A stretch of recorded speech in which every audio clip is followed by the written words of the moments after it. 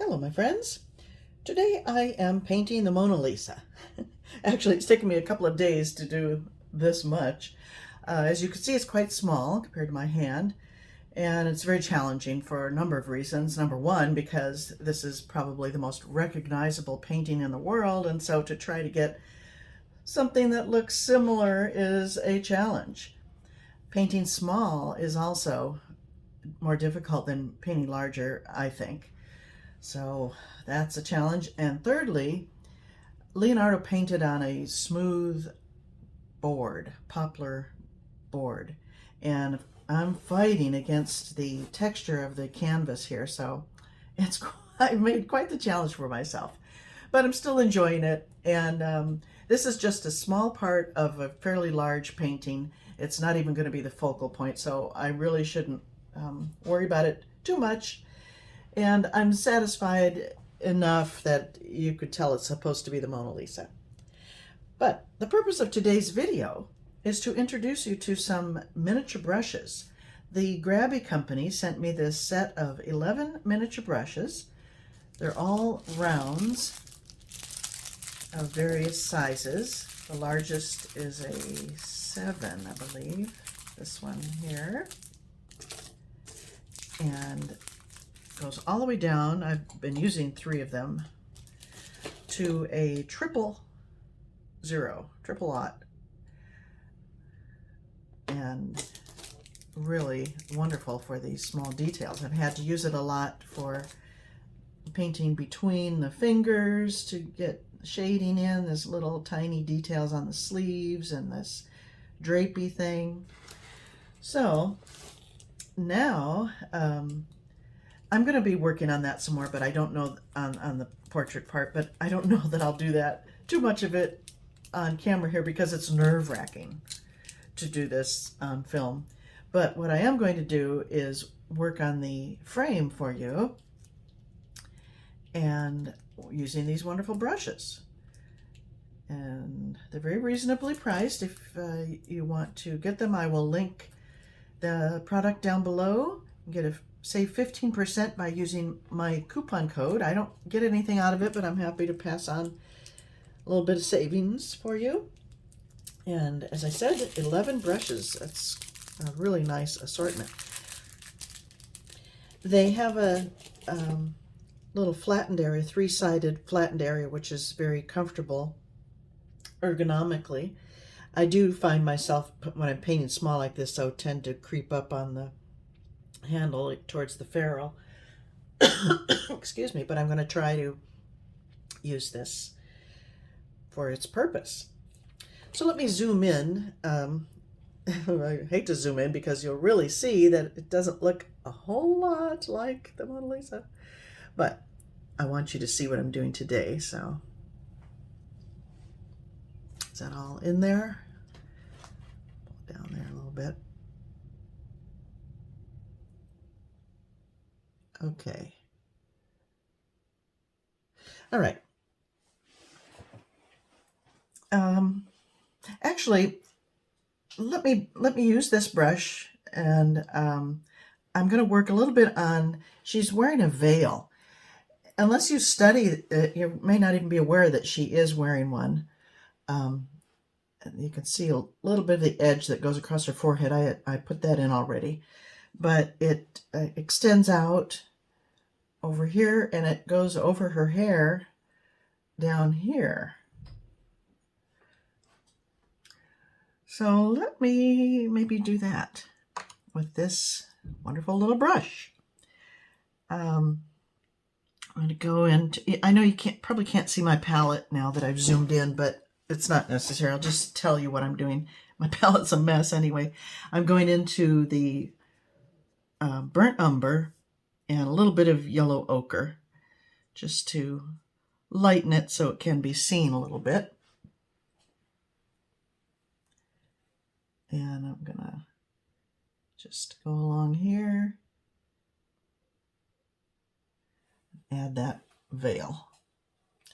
And over here it's kind of a, I'm looking at a reference photo, of course.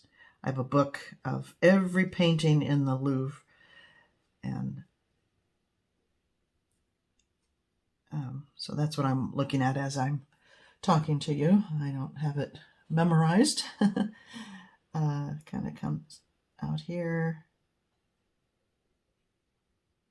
It's a little kind of gray almost on this side.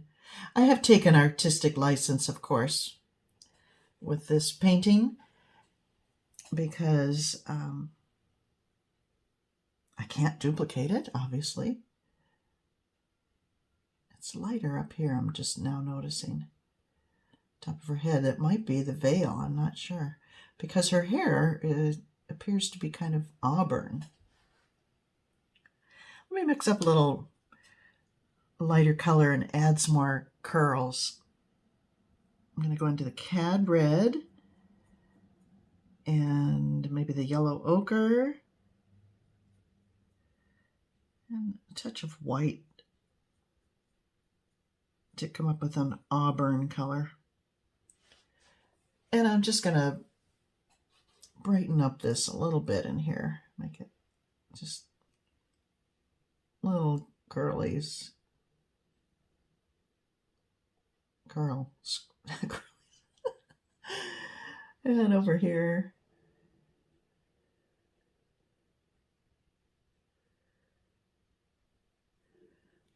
I think I'll use that same color that I mixed and dress up her dress a little bit. Try to fill in these holes on the canvas showing through my base coat. I am going to repaint. The background here is going to be a gray, but for now I'm fighting against blue.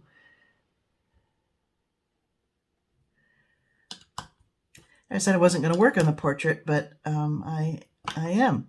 What I won't do on camera is work on her face. Obviously, that's the most important part, and it's just way too nerve-wracking to try to do that while you're being filmed. It needs more yellow.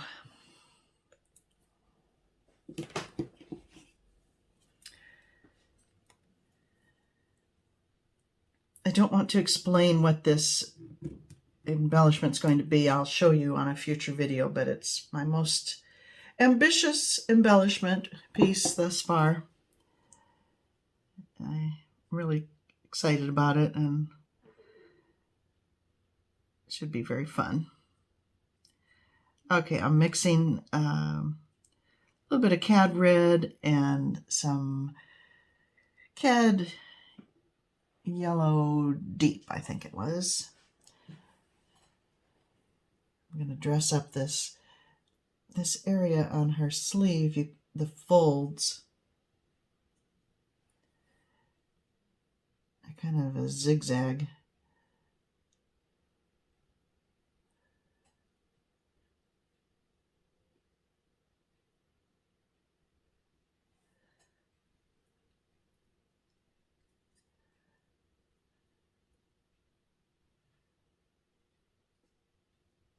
I'm still here. I'm mixing mixing paint. Oops, that's too red. I got a lot of red in my brush. Let me correct that with some yellow ochre.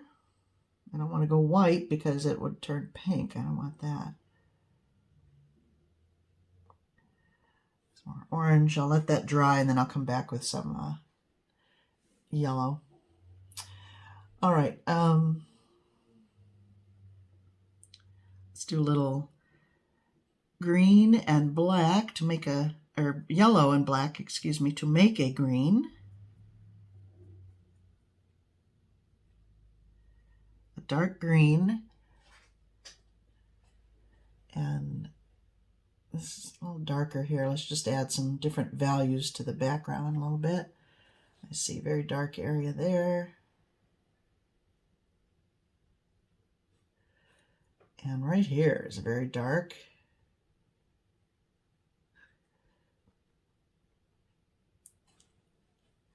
There's something, this is a little wall here, and I think this is a little jar of some kind.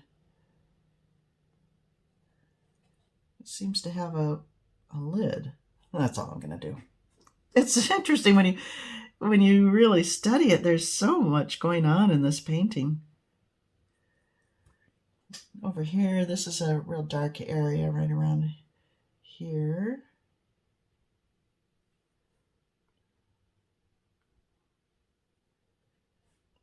This is kind of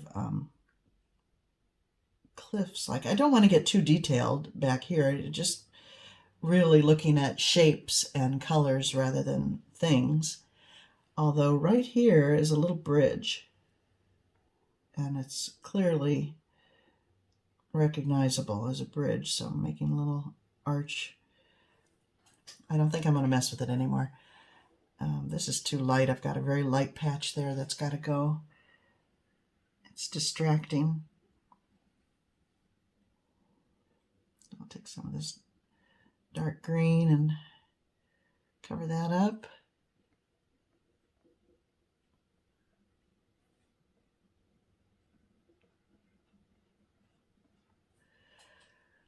All right. Now, let me see if I can fix that sleeve there. Make it more clean in my brush. More golden than red.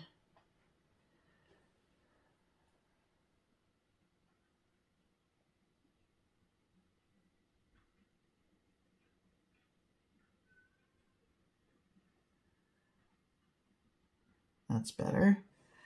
I see some of that darn blue there. I'm going to take my burnt umber and a bit of black and really darken this area. If you look right behind her hands, which really highlights her hand, it's very, very dark.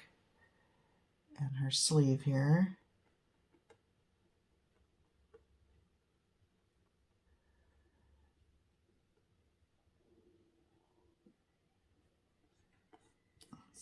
I need a wider brush to do this, but I would darken this area too.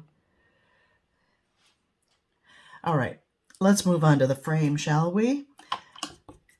I started playing around with a design a little earlier before I thought about making a video on this, so I'll just continue that. And what I think I'll do is I'll paint the top here, and then I'll pause and I'll finish up the frame with what I'm doing now, and then I'll come back and show you, because it'll be the same thing all the way around. So I zoomed in and looked at the real frame, and I just took elements of it. I'm not trying to duplicate it, but it's kind of like this. I just want to suggest something other than a plain frame.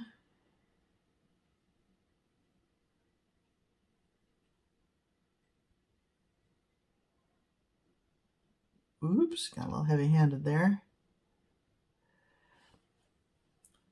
But hopefully nobody's going to be looking at the frame. They're just going to look at the overall thing.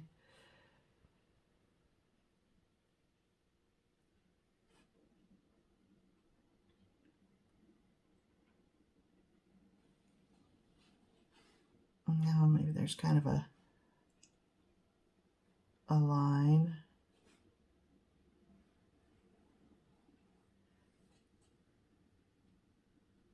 Oops, I went in.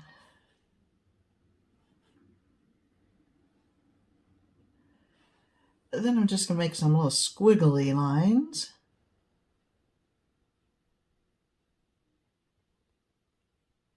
Just to indicate texture.